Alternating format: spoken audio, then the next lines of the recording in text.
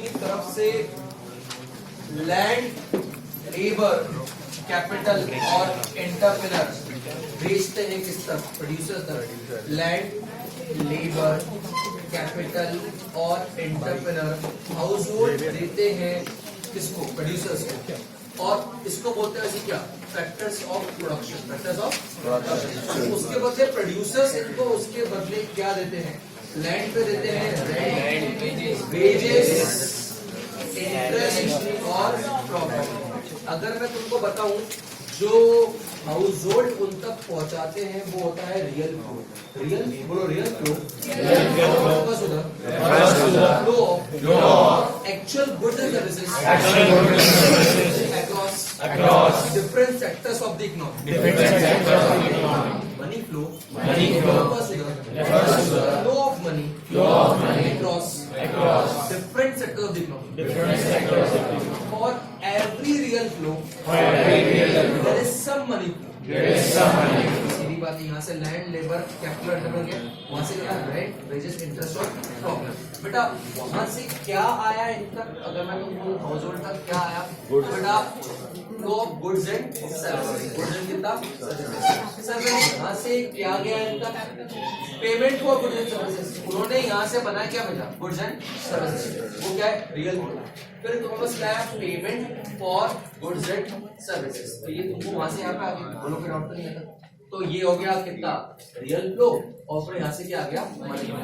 मैं बीच में एक नई चीज डालता हूँ, बैंक्स या फाइनेंशियल इंस्टीट्यूशंस। अगर बैंक्स में हाउस होल्ड क्या जमा करते हैं? सेविंग्स। उनको उसमें क्या मिलता है बेटा? इंटरेस्ट। अच्छा, वही सेविंग्स यहाँ पे कन्वर्ट किस फॉर्म में होती है? लोन्स, या उसको बोल दो उसको यूज करते हैं प्रोड्यूसर्स इसमें इन्वेस्टमेंट। तो इन्वेस्टमेंट के लिए वो देते क्या है? Interest. I repeat house hold यहाँ पे क्या होता है? सेविंग्स। उसके बदले यहाँ पे क्या मिलता है? इंटरेस्ट। वहाँ पे क्या आता है? लोन्स। उसके बदले क्या आता है? इंटरेस्ट।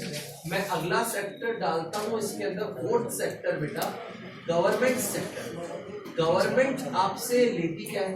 टैक्सेस। उसके बदले गवर्नमेंट हाउस होल्ड को देती क्या है? सेम विद द प्रोड्यूसर्स बेटा, कि गवर्नमेंट प्रोड्यूसर्स को देती क्या है? सब्सिडीज। और उनसे लेती क्या है? टैक्सेस। मैं इसमें डालता हूँ फिफ्थ सेक्टर, जिसको हम बोलते हैं फॉरेन सेक्टर। एक बात बताओ, आप फॉरेन में करते क्या? एक्सपोर्ट्स। और उसके लिए तुमको आते क्या है? अच्छा, हाउस होल्ड क्या करते हैं? हाउस होल्ड तो बेटा मेनली करते हैं इंपोर्ट्स। अगर बाहर से तुम्हारा आईफोन आया तो उसके लिए तुम क्या करोगे? Payment for imports. क्या हाउस होल्ड ट्रांसफर पेमेंट भी करते हैं? हाँ, transfer payment to rest of the world, transfer payment from rest of the world. हाँ कि ना? Out of love and affection, अगर मैंने मेरे बेटे को कुछ भेजा तो वही मुझे कुछ ना कुछ भेजेगा। यहाँ से गया और यहाँ से आया। यहाँ से अगर बात करते हैं, प्रोड्यूसर्स बाहर करते क्या है बेटा? एक्सपोर्ट्स। उसके अंदर तो क्या आता है? Payment for exports. फिर प्रोड्यूसर्स बाहर से करते क्या है? एक्सपोर्ट्स। उसके बाद तो क्या आता है? Payment for imports. अगर मैं किसी बच्चे को बोलूं अपन ने बनाया कैसे? पहले यहाँ पे क्या था? Household. यहाँ पे क्या था? यहाँ से क्या कहते हैं? Land, labour, capital, entrepreneur. वहां से क्या आते हैं? Rent, wage, interest and profit. यहाँ से क्या आते हैं? Goods and services. Payment for goods and services. फिर क्या है? बैंक्स में क्या थी? Savings, interest, loan, interest. फिर क्या थी? Government, subsidies, taxes. फिर क्या था? Foreign sector, import, payment for import, transfer payment to rest of the world, export, payment for export, import, payment for import. क्या ऐसे एक बार सर्कुलर फॉर्मूला समझ में आ गया बेटा? इसी के थ्रू मैंने आपको क्या रियल फ्लो और मनी फ्लो बनाने की कोशिश करी। हाँ, real flow in terms of money flow in terms of क्या? इसी के थ्रू फैक्टर्स ऑफ प्रोडक्शन और फैक्टर पेमेंट भी क्लियर होगा क्या? अच्छा, उसके अलावा बेटा इकोनॉमी में 3 लीकेजेस होते हैं जो तुमको चार्ट में गिवन है, और 3 इंजेक्शंस होती है जो चार्ट में गिवन है। बेटा 3 लीकेज जो इकोनॉमी को पीछे करते हैं। सर इकोनॉमी को सबसे ज्यादा पीछे कौन करती है? सेविंग्स। और इकोनॉमी बढ़ाता कौन है? इन्वेस्टमेंट। याद करो, सेविंग करना बुरी बात थी, अपना बढ़ाता मैक्रो लेवल पे। क्योंकि आप सेविंग करोगे तो आप खर्चा कम करोगे, खर्चा कम करोगे तो सप्लाई डिमांड कम होगी, डिमांड कम तो सप्लाई कम, सप्लाई कम प्रोडक्शन कम, एम्प्लॉयमेंट कम होगी, लेवल ऑफ इनकम।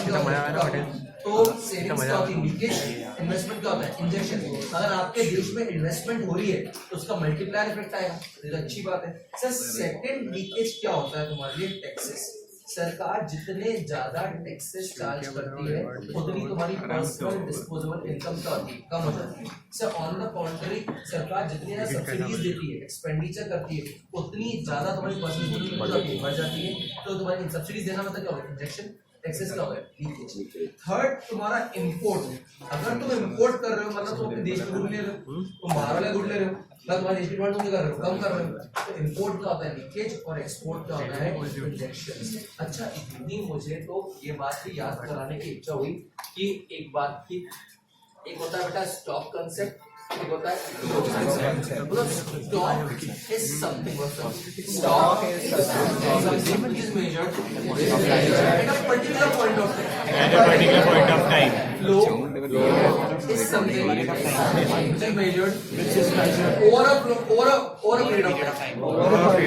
बेटा आज अपने पास क्लोजिंग स्टॉक कितना पड़ा है, या मैं तुमको बोलूं बॉन्ड का वाटर क्या है, स्टॉक कंसेप्ट, बैलेंस शीट क्या है, स्टॉक एज ऑन, आज क्या एसेट है, क्या liability, profit and loss over the period of time, profit and loss over the period of time. अगर नदी का पानी हो तो क्या होगा, लो कंसेप्ट, अगर रिवर वाटर है तो वो क्या है, लो कंसेप्ट।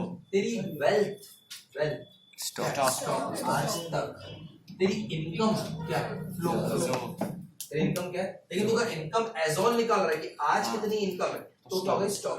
तो स्टॉक कंसेप्ट मतलब एट अ पर्टिकुलर, तालाब का पानी मतलब रुका हुआ पानी जो नहीं बढ़ेगा, स्टॉक कंसेप्ट। फ्लो मतलब जो बहता जा रहा है रेगुलर, रिवर, तो क्या होता है, फ्लो कंसेप्ट। एक कंसेप्ट मेरे को ये बताना था बेटा कि एक चीज होता है फाइनल गुड और एक होता है इंटरमीडिएट गुड। तो बेटा फाइनल गुड की डेफिनेशन में तीन बातें आती हैं जो अल्टीमेटली इंटरमीडिएट की डेफिनेशन हो जाती है। बेटा final goods are those goods which crosses the boundary line of production. What is the boundary line of Production. Then nothing yet, yeah, nothing more is yet to be added. Yet to be Added.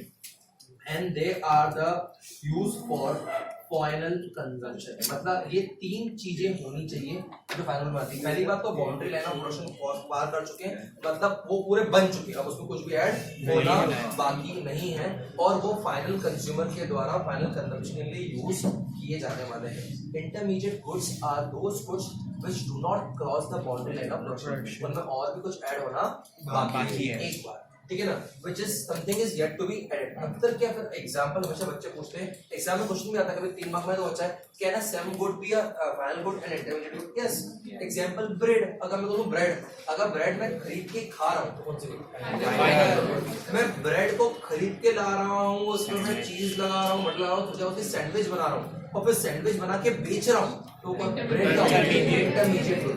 तो क्या bread final good भी हो सकती है, क्या bread intermediate good भी हो सकती है, बोलो फिर डाउट तो नहीं आता। तो कहना एक कार मैंने खरीदी खुद के यूज के लिए, मैंने कार खरीदी बेचने के लिए, अगर फर्नीचर मैंने खरीदा कोचिंग के लिए, फाइनल महेंद्रपुर वाला ने फर्नीचर खरीदा इंटरमीडिएट। तो कैसे इस पे क्वेश्चन आते हैं, इस पे बेइंतहा क्वेश्चन आते हैं। अगला कंसेप्ट अगर मेरे को आपको बताना है तो आपकी बेटा problem of double bond, problem of क्या डबल बॉन्ड, क्योंकि बेटा जब हम इनकम ऐड करने चाहते हैं तो मैं जब सबसे पहले बीट वाले के पास पहुंचता हूँ, बीट वाले तूने देश के लिए क्या बना के दिया, तो बीट वाला बोलता है मैंने 10 रुपए का बिल बनाया। फिर मैं आता हूँ फ्लोर वाले के पास, तो फ्लोर वाले तूने क्या बनाया, बोले मैंने 15 रुपए का आटा बनाया देश के लिए। मैं जाता हूँ ब्रेड वाले के पास, ब्रेड वाला बोलता है मैंने 25 रुपए की ब्रेड बनाई है। और मैं आता हूँ पिज्जा वाले के पास, तो पिज्जा वाला बोलता है मैंने 50 रुपए का पिज्जा बनाया। तो देश की नेशनल तो किसान ने भी दिए, इसने भी दिए, इसने भी दिए, तो कुल मिला के देश की इनकम हुई 10 + 15 + 25 + 50, तो मेरे ख्याल से 100। तो विश्वास मानो ये बिल्कुल गलत है। क्यों क्यों क्यों? जो ये पिज्जा है, ये पिज्जा में ऑलरेडी ब्रेड इंक्लूडेड है, जो ये ब्रेड है क्या इसमें ऑलरेडी फ्लोर इंक्लूडेड है? जो ये फ्लोर है क्या इसमें ऑलरेडी इंक्लूडेड है? Instead of adding this way आपको वैल्यू ऐड करना चाहिए कि इसने इकोनॉमी कितनी यूनिट करी 10, इसने कितनी करी आउटपुट माइनस इनपुट, इसका आउटपुट कितना है 15, इसने निकाल के दिया आटा क्या इसने इनपुट भी किया था 10 का आउटपुट माइनस इनपुट कितना हुआ 5 10 तो क्या अब राइट इनकम आ रही है 50। सर एक और तरीका है इसलिए जब भी आप किसी की भी डेफिनेशन याद करते हैं पहली बार एग्जाम आता है explain the problem of double counting state 8 marks how the problem of double counting can be solved under which method the problem of double counting तो under value added method the problem of double can be solved और बोलते आप explain करो क्या solve होगा तो बताओ ना भाई वैल्यू ऐड कर रहे हैं आउटपुट माइनस इनपुट करो सेल्स माइनस परचेज करो आउटपुट माइनस इंटरमीडिएट कंजम्पशन करो कि तो वो प्रॉब्लम सॉल्व हो जाएगी। बोलो पे डाउट नहीं आता। इसीलिए जब मुझे किसी बच्चे को पहले जीडीपी एट एमपी की डेफिनेशन याद करानी पड़ती है तो मैं बोलता हूँ पहली बात तो फाइनल वैल्यू ऑफ फाइनल मतलब जो खत्म हो गया। हाँ बोलो GDP at MP refers to the final value of all goods and services within the domestic boundary of a country in an year at their market price। अब मैं बोल रहा हूँ जीडीपी एट यहाँ तुम मुझे बोलो जीडीपी एट एफसी बोलो GDP at FC refers to final value of all goods and services produced within the domestic boundary of a country in a year at their factor cost। Sir अगली बात अगर मेरे को जी से N पे जाना है तो ये बात तो अभी न्यूमेरिकल स्टार्ट होने के पहले समझनी पड़ेगी बेटा जब भी ग्रॉस से नेट पे जाना हो तो मैंने आप करके माइनस डेप्रिसिएशन और उल्टा जाना हो तो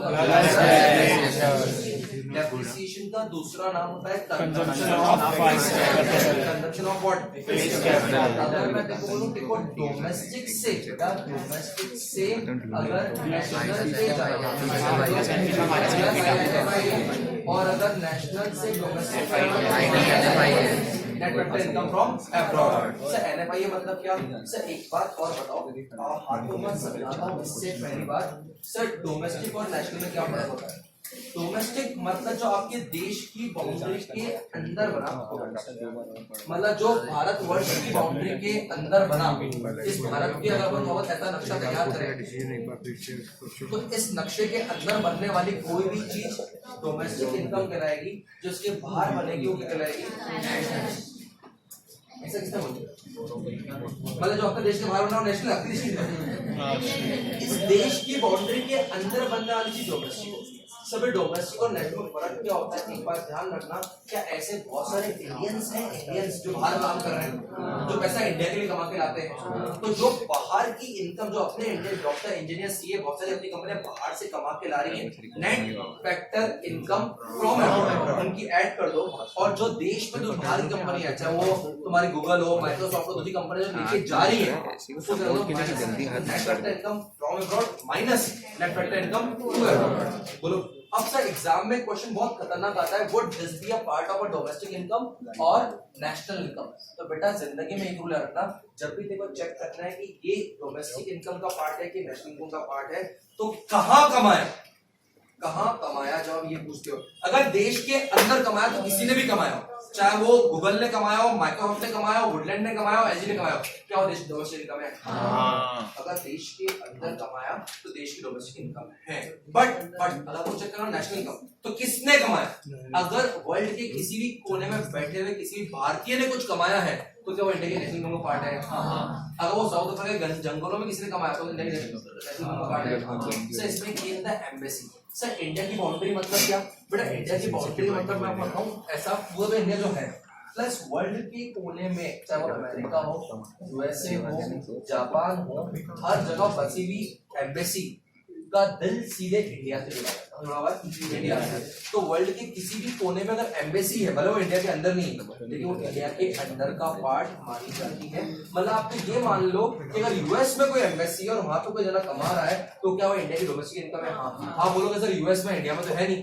तो बस यही बात ध्यान रखना वर्ल्ड के किसी भी कोने में बसी हुई एम्बेसी वो इंडिया का अभिन्न अंग है वो इंडिया का एरिया है।